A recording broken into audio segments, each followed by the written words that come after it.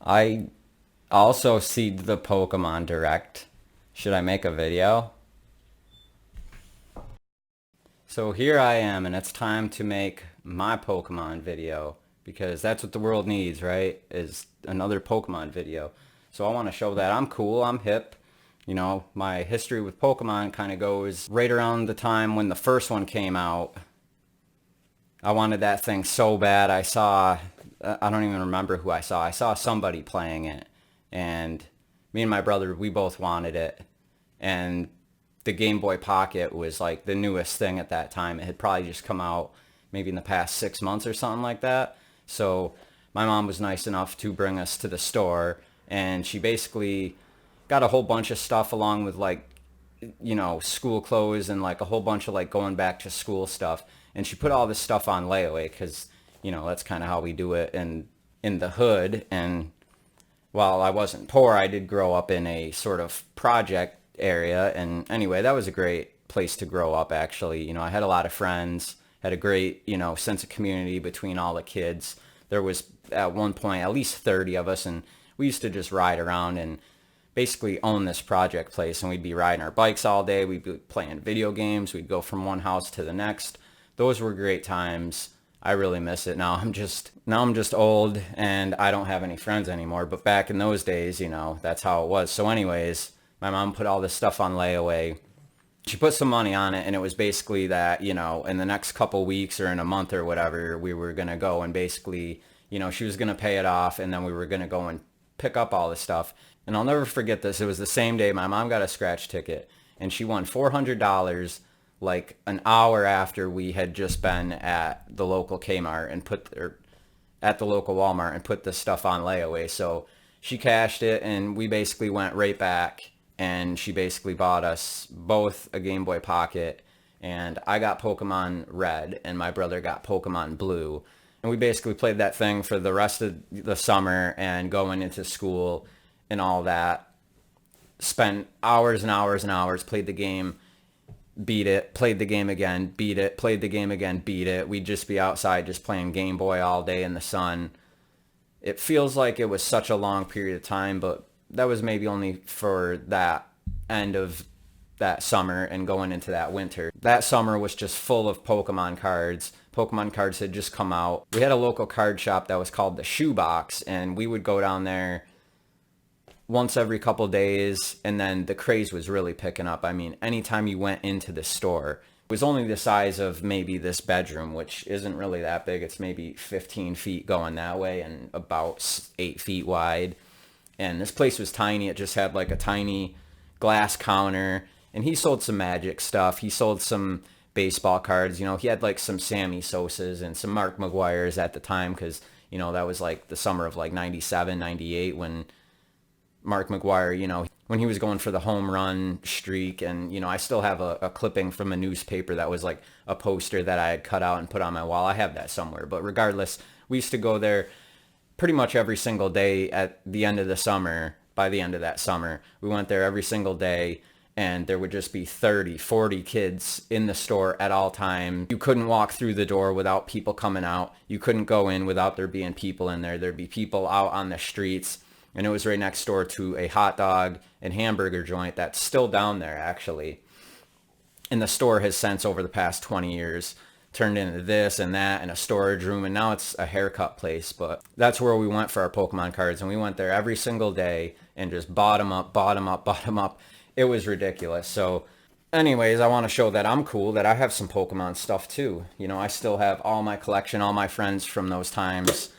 Their parents just pretty much threw away anything, like whether it was their Super Nintendo or their Sega at some point, their PlayStation 1. They just took the whole collection and just sort of threw it in the dumpster. And I was always protective over my stuff, and I still have all of it. As you can see behind me here, I still have all the original systems, all my games that were with it, minus a few, you know, trading some, doing some stupid deals as kids. You know how that goes. But I still have a pretty good collection for, you know, when anybody that I grew up with, when they see the collection, they're just jealous because their parents threw it in the dumpster. So anyways, I know this is going to be kind of a long-winded video, but this is going to be based on Pokemon. Oh, hey, buddy. These are the legendaries. as I'm sure you can tell. This is Max, the beagle, and Poppy, he's a beagle, and Jackass Russell Terrier mix. Doggos, are you legendaries? Say hi to the camera. So anyways, I know this is going to be kind of a long-winded video, but I figured with the Pokemon Direct coming out, and I'm going to be doing that, kind of talking about that coming up, I just wanted to go through and talk about my history with the franchise as a whole. So as you saw here, you know, I have my cool Mew and Mewtwo lunchbox here. You know, Pokemon, gotta catch them all. This thing's still in pretty good shape. I don't even remember what actually came in. You know, it's just a regular tin. At one point, I'm not even sure where I got it from, but this was the box that the booster packs came in. So you initially had, you know, phase 1, and then we pretty much got the fossil Pokemon cards, and that pretty much had, you know, another like 20%, like another like 50 cards out of the original 150. And the base Pokemon cards, when those first came out, there was like 86 out of the 150. And then we finally got the fossil ones, and that was like another like 47 or something like that on top of it. So I'm not even sure where I got this box from. As you see, I have a whole bunch of goodies in here. Like I said, I don't even recall where I got this box from. But we used to go down to this store, and I'm not even kidding, the guy would open a brand new one of these, and in 5 minutes they would be sold out. When he first started selling cards, they were maybe like $2.99 for, you know, the booster pack, and then they went up to like $3.99. Then there were $4.99. I remember when the fossil ones actually came out, and I think at that time he was charging like $5.99 or like maybe even like $7.49. I think at one point I gave one of my friends $15 to go buy 2 booster packs, and to this day he still owes me those, and he lives out in Colorado, so it's been 20 years and I'm never getting that back. But so anyways, I got this box, and the line used to just be huge. There'd be 15, 20 kids at the counter. There'd be 10 outside. They just bought 2, 3, 4, 1 booster packs, and they're just sitting outside opening it, and you would just have the kids swarm around you. If you bought like 3, 4 packs, everyone would just swarm around you, and you couldn't open them in peace. As you see here, these are the original packs that the Pokemon cards came in. And I have a Pokemon card binder that I had like tucked these away in. You know, we got the Zapdos. Got him. Got Lapras. There used to be an old Hills that eventually turned into an Ames, and that's where we had an old Hills that turned into an Ames, and that was where we used to buy our Sega Genesis games. And I didn't grow up with a Super Nintendo, but when PlayStation 1 came out, that's where we got our games from. That's where we used to play like Sega Saturn, and to this day I haven't touched a Sega Saturn aside from a demo unit maybe once. Okay, so like I was saying, the kids used to swarm you, and it would be the point that the guy would open this box up. There's maybe 20 packs in each box or 30 packs, and he would just pull them out, and the kids,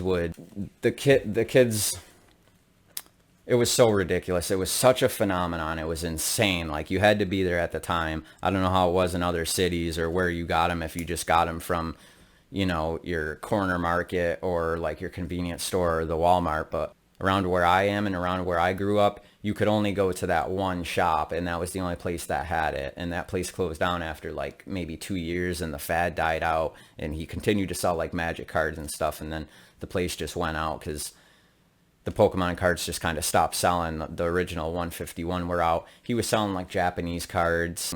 That was just something that none of us kids at that time were into. We saw all these weird Japanese holographics and all these different ones from Japan and Asia, and even European ones where they were just like sort of different, and different ones that weren't like, you know, the main series card. They were like knockoff ones, and then he sold like coins and stuff like that. So anyways, the fad died down and he went out of business. But it used to be the point where he would open the box and kids would be like, okay, I'm buying 2 packs. Like, can I feel them? Can I go through the box? And the guy that owned the shop, he'd just like roll his eyes and just be like, whatever. And it was to the point where you would pick these packs up and kids would be like, okay, I'm getting 3, like, or I'm getting 1 out of these 3, and they'd be like, you know, like, oh, all right, which ones you get? Oh, you got the item card? Sucks to be you. Like, oh, you got the Venomoth, like, non-holographic? Oh, you got, you know, Butterfree holographic? Oh, okay, cool. The box is warming up.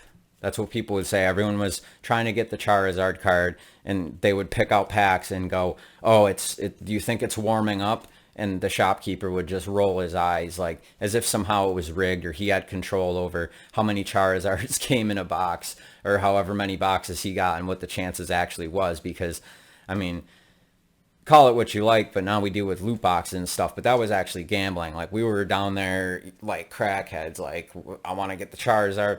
And to my misfortune, I never pulled the lucky straw. I never got a Charizard in a pack. I do have a whole stack of holographics here that are all my original cards. So one of my best friends growing up, at one point he had 2, I forget if it was 2 packs back to back or if it was like 2 days in a row, but he ended up with 2 Charizards just like that. And that was always what we were searching for. And so anyways,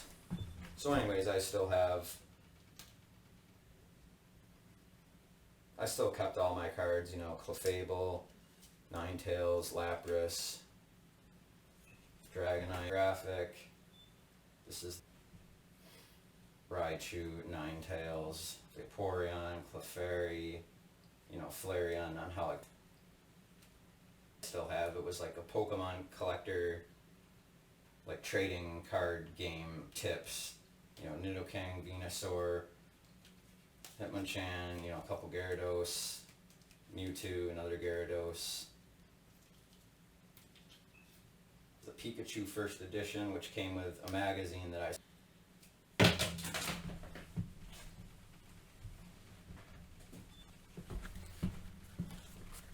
So for the original base set, you basically would either get the special item card or you would actually get a holographic. And then by the time you had like the later ones and you had like the fossil ones, you would get like a Kangaskhan that's non-holographic, like Aerodactyl and Snorlax. And then this is the Pikachu from the very first movie that came out, and they basically gave it to you when you went and saw the movie. And we went and saw the movie, and we had to basically sit in the aisle for it because there was just, the place was packed. It was pretty much sold out. And I remember watching that very first Pokemon movie, you know, sitting on the floor and being very uncomfortable sitting on, you know, a sticky candy floor of a movie theater, but it is what it is.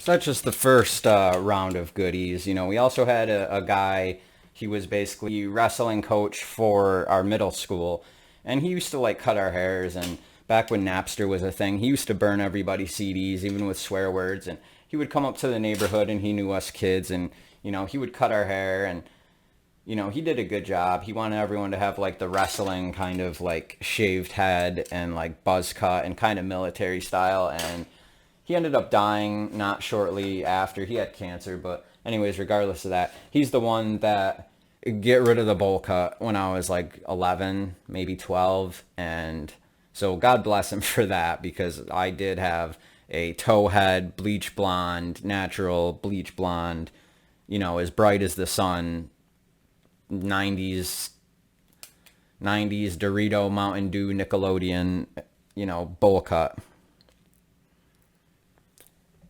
So then I have these here. These are these awesome cases that they snap together on these tracks, and then on the corner here they have these little grooves, and if you have enough of them, you know, they stack together and they're locked in place. So those are pretty cool. So anyways, I never got a Charizard, but when I met my wife, one day I was looking in her bedroom and I was going through a junk drawer, and I happened to notice a stack of Pokemon cards. Not even a stack, it was just a couple. There was like a Pikachu and a Charmander and like a Voltorb, and those were like bent up, and it had like a rubber band around it, and it's just in this junk drawer just sitting there with all this other crap, you know, screwdrivers and oily whatever, thumbtacks and all sorts of crap. And then I see Charizard, and he's not even in a plastic sleeve or anything like that. He's just sitting in this junk drawer with a rubber band around it. And I take that out and I go,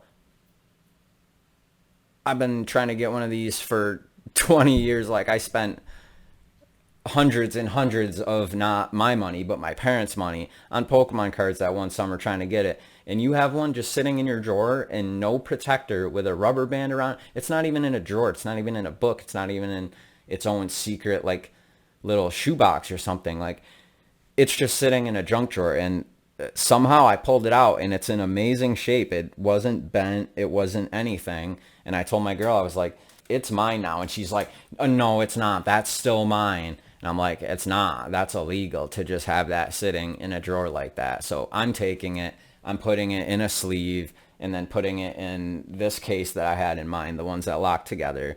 Like, these things are awesome. You know, it's got this little clip on the top. Makes it so you can't get through. And she's like, no, that's still mine. And I'm like, nope, that's illegal. So anyways, another time I was going through her attic, and I shouldn't have opened this, I guess, but it's like a, you know,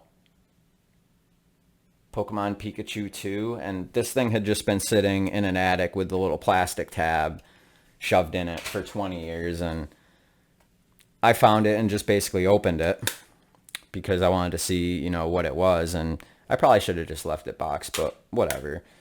And then for 1 year for Christmas, I got this super cool looking, but it's actually really lame, Pokedex. And if I felt like putting the batteries in right now, I would. But all this thing does, it looks cool and it has the pad and stuff, but it's just a blown up version of the stats of what you get on the Game Boy game for each of the 151 Pokemon. So nothing too special there. So that right there is my cool box of treasures. That after all these years, you know, nobody I know has them. Everyone either threw their stuff away and then they regret it, or they pretty much had it thrown out on them, and, you know, people still think that they're worth $1 million, and they're not. They're worth around what they were, and it depends, you know, who's actually looking to buy them and all that, the condition. And so that brings me to this, you know, collecting book that I have, which I got back in, yeah, this is from like 1999. You know, it's got some info on the whole craze going on at the time and the games and when those, you know, first came out, and, you know, Pokemon Pinball and all the different cards and, you know, all the different characters and like statues, and, you know, it tells you a little bit about how to play the game, you know, just your basic stuff. And then you go through and it's, you know, it's got like your value of basically like the base sets and all the trainer and all the energy cards. And, you know, I have this whole binder sitting here, and then it's got all these different Japanese cards and, you know, their rarity and information on those. So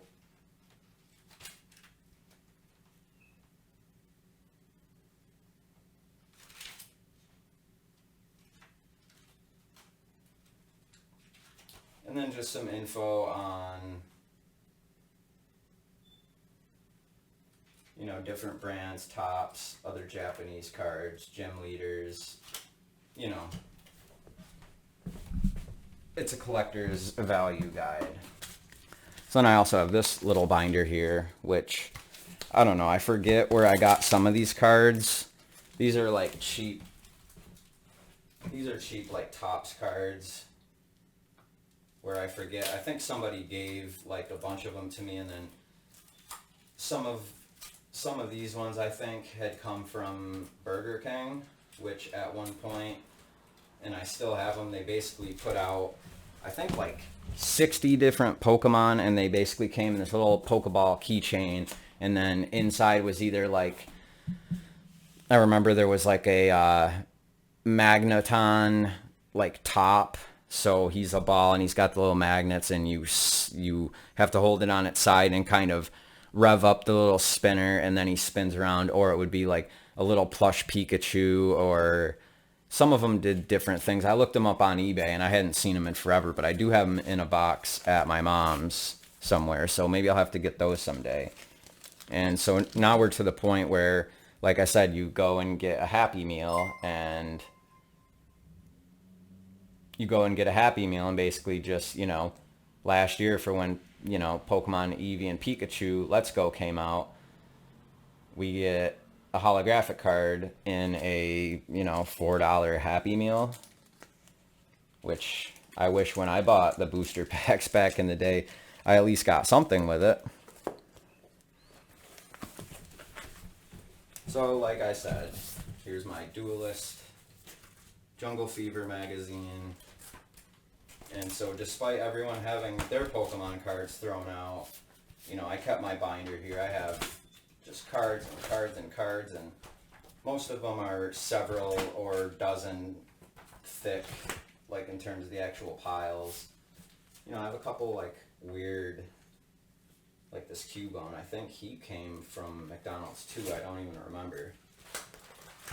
But so, that's all my cards. And then at one point we had like some of these cool Japanese stickers. And also, I don't know if you remember, but Burger King had these, not 24 karat, but they were 23 karat plated, 23 karat gold plated. They had like 6 of them. There was like Pokemon, there was Pikachu, and then here's, Poliwhirl. So those are cool, and they came with, these cool little certificates. Came with these cool little certificates of authenticity.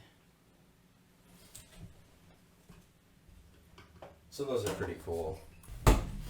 So despite the long-winded kind of introduction and my whole history with Pokemon, after the whole first gen and after it died out and after watching like the first like season or 2 or 3 or whatever of like the Pokemon anime show, myself, I started seeing new Pokemon, and I was getting older, and I just stopped paying attention to it. And like Pokemon Crystal or Diamond or the second generation came around, I saw other people play it. I never played it. I never had a copy of it. I played it maybe like 10 years ago, and only really on a laptop for a few minutes.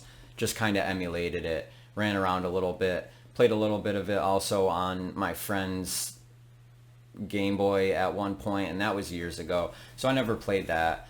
And in my collection for my DS, I do have Pokemon X and Ultra Sun, and they're my kids, and I just really have had no interest in playing them and kind of picking it back up and getting into Pokemon. So that's kind of where my love for Pokemon had ended throughout all these years. Only ever went back, a couple times to revisit the Game Boy game, my Pokemon Red. I still have it. And of course, when Pokemon Yellow came out, that was like another year after the initial thing came out. And there was, a few new animations, and Pikachu could follow you. And we were like, I remember buying it. I wish I still had the box. I kind of just threw the box away and the manual. But when that first came out, it was like, this is a new game, and it's not a new game at all. It just has a couple new like animations, and Pikachu can follow you. From what I remember, that's the only difference realistically. The battle animations, the Pokemon look cleaner. They actually like move a little bit, but it was nothing special. But anyways, back then I had money, and the day that game came out, I went and bought it. So that's where, like I said, my love for Pokemon had basically completely died off. And throughout the years, I've seen all these new Pokemons, one that look like this, and ones that look like that, and one's a bridge, and one's a refrigerator, and it's just like, yeah, okay, I know it's gotten crazy, and I thought there was like 2,000 Pokemon, but there's like 900 something, but still crazy. Anyways, today was the Pokemon Direct, and still crazy, so anyways, that's, like I said, again and again, and that's where my love for Pokemon died. And then when Pokemon Let's Go Pikachu and Eevee came out, I didn't really play like Pokemon Go or anything like that. I was, years behind knowing like the whole craze that like went on with it. And I guess if I had kind of followed it a little more and cared a little more, I would have actually gotten into it and played it, but it just wasn't for me, so that's kind of just where it died. And then when Pokemon Let's Go Pikachu and Eevee came out, I figured, you know, it's a remake of the original. Like, I'm down for that. That's the one that I love. It's really the only thing I care about, so I'm going to go ahead and play it. And I did. I basically just, I wouldn't say I rushed it. I spent my time. I spent like about 50 hours and just went through everything and kind of beat the game, you know, like the base story, and credits rolled, and then I basically took it out of my system and I sold it along with the Pokeball because I just don't really care that much to keep it or have it in my collection. So that's gone. You know, I didn't do any of like the Pikachu Masters or anything like that. Just the credits rolled and I took the game out, and that was it for that. So, you know, a couple months ago when we saw this reveal for Pokemon Sword and Shield, I was, you know, kind of expecting like everybody else, like maybe there's like this big leap, and, you know, it kind of, from this new one, you know, we've only seen a little bit.